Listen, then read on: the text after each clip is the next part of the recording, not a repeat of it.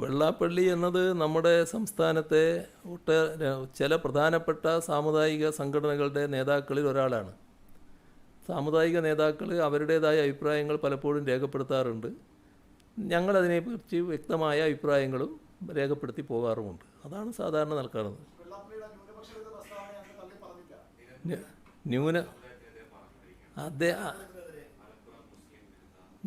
ന്യൂനപക്ഷ വിരുദ്ധമല്ല ഞാൻ പറയുന്നത് എന്ന് അദ്ദേഹം തന്നെ വ്യക്തമാക്കുന്നുണ്ട്. ലീഗിനെതിരായിട്ടാണ് ഞാൻ പറഞ്ഞത്.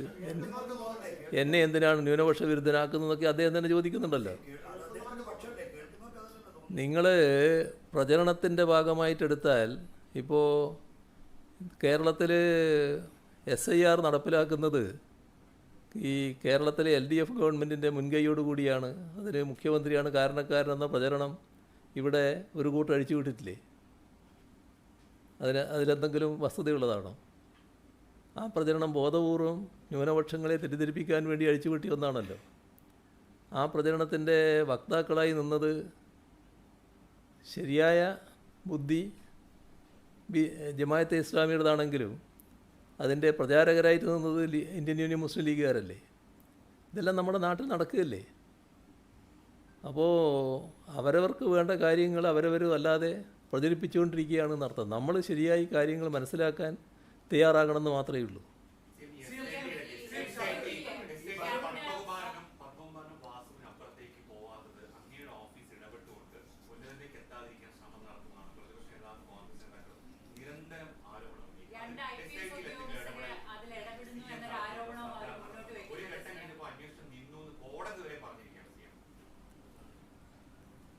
ഇവിടെ അന്വേഷണം കൃത്യമായി നടക്കുന്നു എന്നുള്ളതാണ് ഇതുമായി ബന്ധപ്പെട്ട ഹൈക്കോടതിയുടെ വിലയിരുത്തൽ.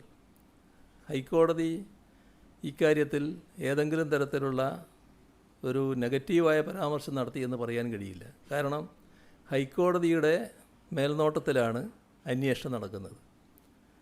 ആ മേൽനോട്ടം നമുക്കെല്ലാം അറിയാവുന്നതുപോലെ നടത്തുന്നൊരു ബെഞ്ചുണ്ട്. ഇവിടെ ഒരു ജാമ്യാപേക്ഷയാണെന്ന് തോന്നുന്നു.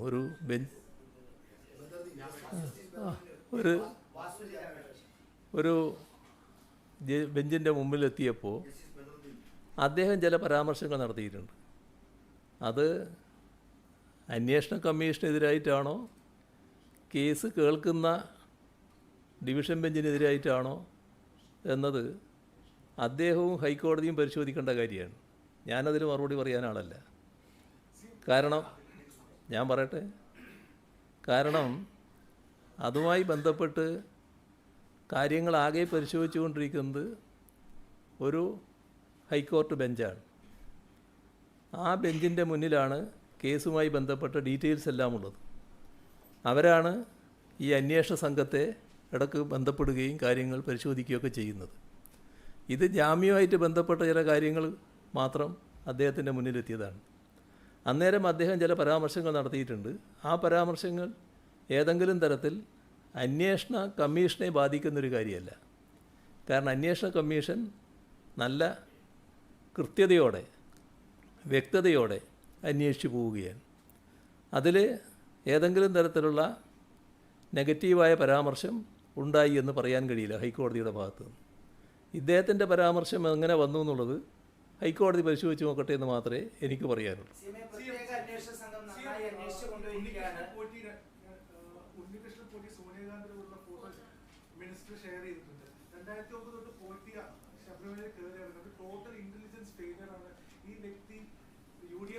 ഭരണകാലത്തും അതിനുള്ളിൽ കയറി സ്വർണം മുട്ടിച്ചു വരെ വരാൻ തുടങ്ങിയിട്ടുണ്ട്.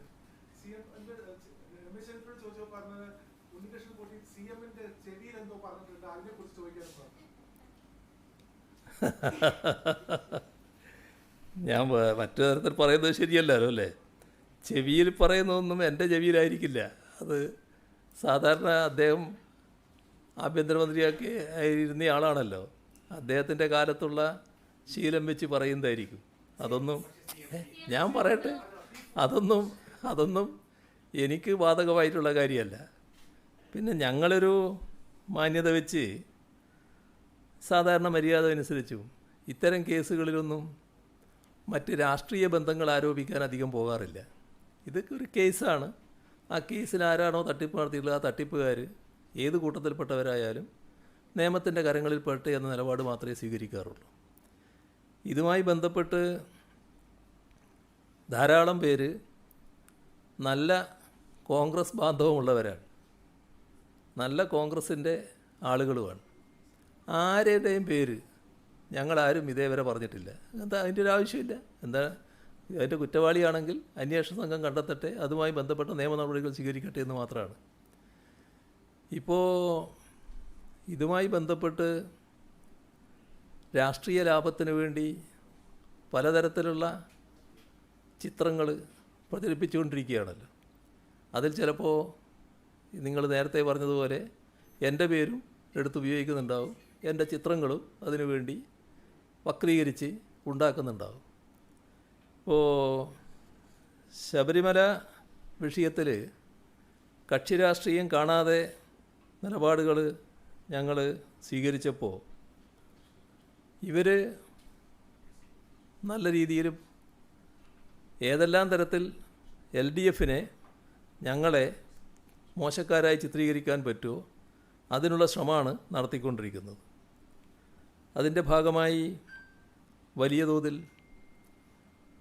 മുദ്രാവാക്യങ്ങൾ, പാട്ടുകൾ, പിന്നെ സഖാക്കളെ കള്ളന്മാരെന്ന് വിളിക്കൽ, ഇങ്ങനെയെല്ലാമുള്ള പലതും നടക്കുകയാണ്. ലോകത്തെവിടെയായാലും ഏത് സമയത്തും 24 വാർത്തകളും ഓഗ്മെന്റഡ് റിയാലിറ്റി പാക്കേജുകളും എക്സ്പ്ലെയിനറുകളും വിശദമായി കാണാൻ ഞങ്ങളുടെ യൂട്യൂബ് ചാനൽ നിങ്ങൾക്ക് സബ്സ്ക്രൈബ് ചെയ്യാം.